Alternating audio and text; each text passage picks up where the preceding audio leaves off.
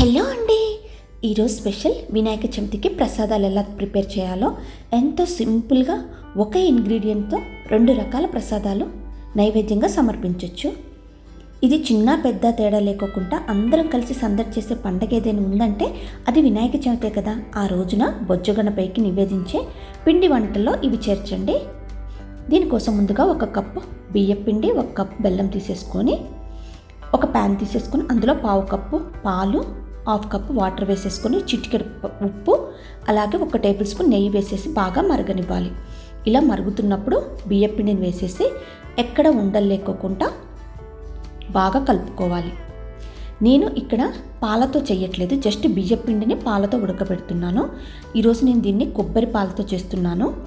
కొబ్బరి పాల ఉండ్రాళ్ళు గణేషకి ఇష్టమైన నైవేద్యం అండి ఇది. ఈ బియ్యపిండి మొత్తం చల్లారాక ఇలా రౌండ్స్గా చిన్న చిన్న బాల్స్ లాగా చుట్టేసుకోవాలి. మీకు పాల తాలికలు చేస్తే ఇరిగిపోతాయన్న భయం ఉంటుంది కదా, ఈ ఉండ్రాళ్ళకు అలాంటిది ఏమీ లేదు. చెయ్యరాని వాళ్ళు కూడా, కొత్తగా వంట చేసేవాళ్ళు కూడా పర్ఫెక్ట్గా చేయొచ్చు. ఒక ప్యాన్ తీసేసుకొని 1 కప్పు బెల్లం మరియు 1 కప్పు వాటర్ వేసేసుకొని బెల్లం మెల్ట్ అయ్యే వరకు కరగనివ్వాలి. ఆ తర్వాత మనం ముందుగా ప్రిపేర్ చేసేసుకున్న ఉండ్రాళ్ళని అందులో వేసేసుకోవాలి.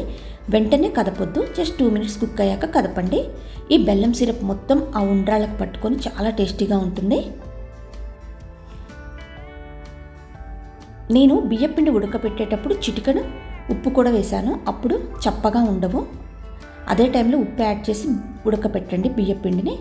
ఇప్పుడు 1/2 కప్ కొబ్బరి తీసేసుకొని నేను పాలు ప్రిపేర్ చేశాను. మిక్సీలో వేసేసుకొని వాటర్ వేసేసుకొని దాన్ని వడకట్టి ఇలా ఆ కొబ్బరి పాలని ఇక్కడ యూస్ చేశాను. సో ఇలా కొబ్బరి పాలు సిమ్లో పెట్టి ఒక 5 మినిట్స్ కుక్ చేయండి. ఇలా వేయటం వల్ల కొబ్బరి పాలు విరిగిపోతాయన్న భయం కూడా ఉండదు.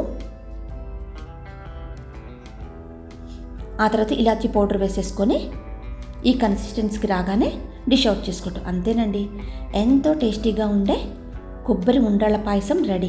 మనం ఎప్పుడైనా స్వీట్ తినాలనుకున్నప్పుడు కూడా ఇలా ప్రిపేర్ చేసుకోవచ్చు. అలాగే మరొక రెసిపీ ఉండ్రాళ్ళ తాలింపు. ఈరోజు ఒక sweet and hot recipe, 2 okay time, అంటే ఎక్కువ టైం తీసుకోకుండా ఒకే ఇంగ్రీడియంట్స్తో 2 రకాల ప్రసాదాలు ప్రిపేర్ చేసుకోవచ్చు. దీనికోసం ముందుగా పెసరపప్పు నానబెట్టేసుకొని ఒక 10 మినిట్స్ ముందు నానబెట్టేసుకోండి, వెంటనే నానిపోతుంది. ఒక మిక్సీ జార్ తీసుకొని అందులో ఒక 3 పచ్చిమిర్చి, ఒక చిన్న అంగుళం అల్లం ముక్క, అలాగే కొత్తిమీరని వేసేసుకొని మెత్తగా పేస్ట్ లాగా చేసేసుకోవాలి. ఇప్పుడు ఇడ్లీ పాత్ర గిన్నెలు తీసేసుకొని ముందుగా మనం రౌండ్ బాల్స్ చేసుకున్నాం కదా, అవి పెట్టేసుకొని స్టీమ్ చేసేసుకోవాలి. ఆవిరి మీదనే ఉడకాలి. ఇప్పుడు ఒక ప్యాన్ తీసేసుకొని అందులో జీలకర్ర, ఆవాలు, మినప్పప్పు, అలాగే ఎండుమిర్చి, కరివేపాకు వేసేసుకొని బాగా ఫ్రై చేసేసుకోవాలి.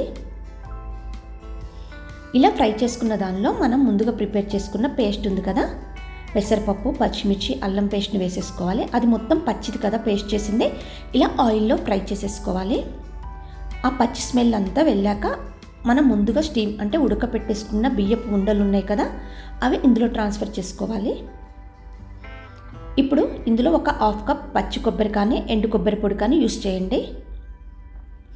ఈ తాలింపు మొత్తం ఆ ఉండ్రాళ్ళకు పట్టే విధంగా కలిపేసేసుకొని డిష్ అవుట్ చేసుకోవటం. అంతేనండి, ఎంత సింపుల్గా 2 రకాల నైవేద్యంలో గణేషకి, బొజ్జగణపైకి ఇష్టమైన నైవేద్యాలు రెడీ. ఈ వినాయక చవితికి మీరందరూ ఇలా ప్రిపేర్ చేసి గణేషకి నైవేద్యంగా సమర్పించండి. వీడియో నచ్చితే మీ ఫ్రెండ్స్, రిలేటివ్స్కి లైక్ చేసి మరీ షేర్ చేయండి. అలాగే ఫస్ట్ టైం ఛానల్ చూసేవాళ్ళు చెర్రీ అండ్ టోనీ షార్ట్స్ని సబ్స్క్రైబ్ చేసుకోవడం మాత్రం మర్చిపోకండి. Thanks for watching. Bye bye.